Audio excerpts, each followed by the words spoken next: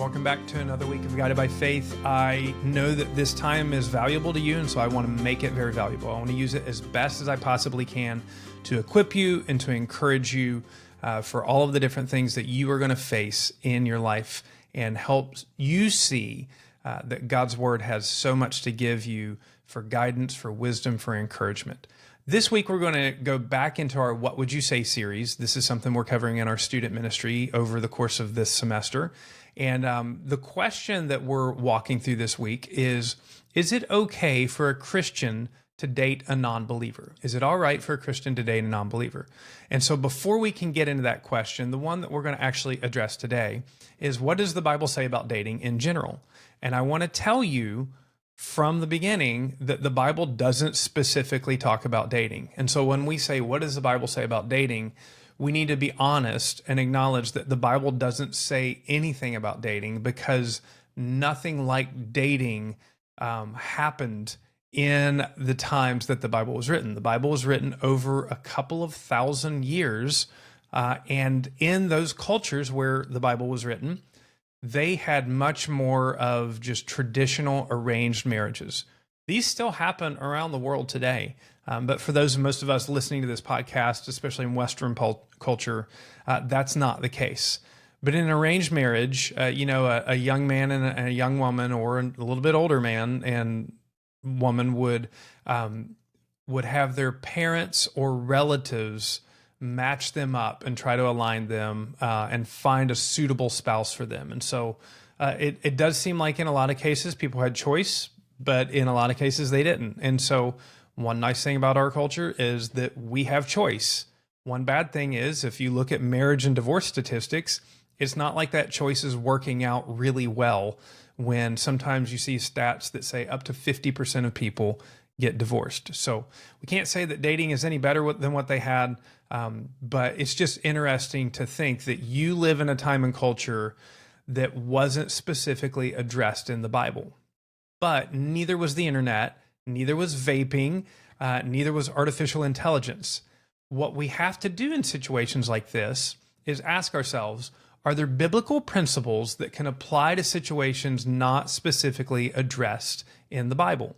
And I think dating is absolutely one of those where we can pull many commands and principles out of God's Word that will help us to put some guidelines on what dating should look like if we enter into dating relationships. And just before I get into those, I just want to encourage you, if you are a younger listener, if you are in your early teenage years or even in your mid-teenage years, definitely early teenage years, dating is a complete waste of time. And by dating, I mean the committed boyfriend-girlfriend relationships where you're exclusive.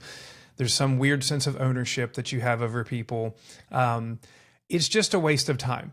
You're not ready yet, and you'll have a lot more fun if you skip that for a later time when you're more ready. And that may be annoying for me to hear, but let's talk about why people go into dating relationships. I see people go into dating relationships sometimes to just fill a need of loneliness or boredom in their life. So, I'm lonely or I'm bored, I don't have anything to do, so I want to have somebody. It's a really bad reason to date, because you're using them as a commodity. They're like filling that boredom need or that insecurity need, because that's another one, validating your insecurity or raising your status. If you're trying to date somebody because you feel insecure in yourself, or you think that they will elevate your position, that's selfish. That's a horrible reason to start a relationship, because again, you are using this person as a commodity. The next, you've got physical needs. And I understand your hormones are raging, your eyeballs are popping out of your head, and people look really nice, and you want to physically be with them.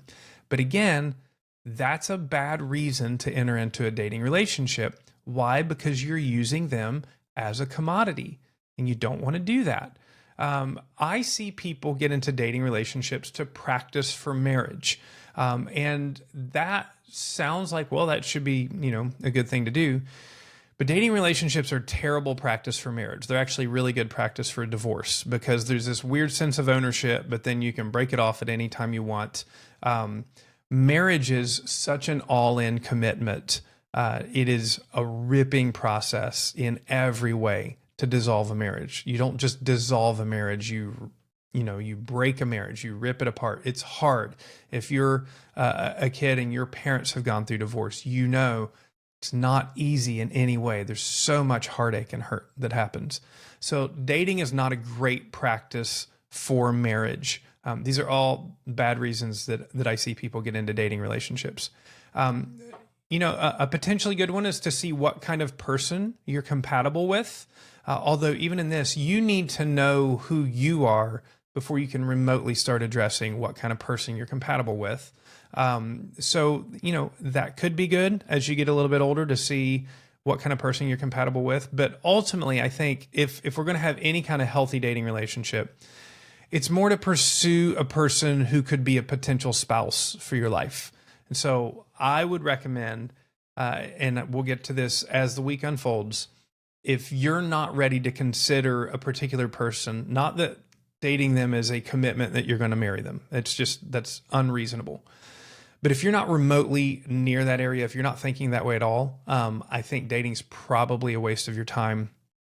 And friendships without ownership, groups of people, it's just going to help you out a whole lot more. Biblical principle, just to end this one today, and I hope you stick with me through the week as we unpack this. Proverbs chapter 3, verses 5 and 6 say, "Trust in the Lord with all of your heart, and do not lean on your own understanding. In all of your ways acknowledge him, and he will direct your paths." And so as we look at dating, which dating is not specifically addressed in the Bible, but nearly every aspect that we need to know about dating is addressed in the Bible. The who we should be with, when we should be ready, what kind of person we should think about. All of these things are addressed in the Bible. And if you will trust God, not your feelings, not just the patterns of what everybody's doing around you, but you'll trust the Lord and seek him, he's going to direct your paths. And that's ultimately what you want. You want to be spared from heartache, and you want to have the most healthy, thriving, successful relationships, not just a single relationship with one person, but all of your relationships to be healthy. So stick with me this week. I'm going to unpack some really solid biblical principles and commands that will help you understand, are you ready to date? What kind of person should even be on the radar? And ultimately, is it okay to date a non-believer? So that's what we're going to cover this week. I look forward to talking to you each day.